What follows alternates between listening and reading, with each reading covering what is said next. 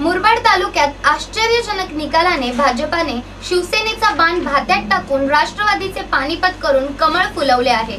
मुरबाड विधानसभा क्षेत्रातील 3,55,977 मतदारातून झालेल्या 20,25,470 मतदानापैकी 85,543 मते घेऊन किसन कथोरे विजयी झाल्याने कार्यकर्त्यांनी जल्लोष केला।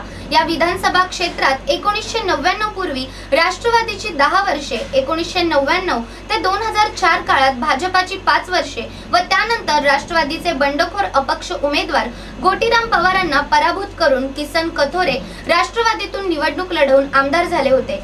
पक्षांतर्गत कुरघोड्यांना कंटाळून कथोरेंनी भाजपात प्रवेश घेऊन या निवडणुकीत 85,543 मते मिळवून 26,230 मतांनी आघाडी घेऊन विजयश्री खेचून आणला। Bureau report, India TV news. आणि विकासाच्या दृष्टी असल्यामुळेच खऱ्या अर्थाने त्यांनी सगळ्यांनी एक वेगळा विचार घेतला। आदरणीय मोदी साहेबांच्या विचारांनी जे विकासाचं वादळ सुरू झाले त्याच विचारातून या मतदारसंघात हा खऱ्या अर्थाने विजय आहे।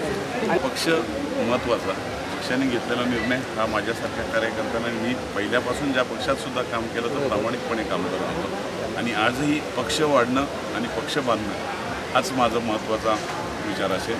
मंत्रिमंडळ हे विषय नाही, गरज निधी घेण्यासाठी मला काही अडचण येणार नाही।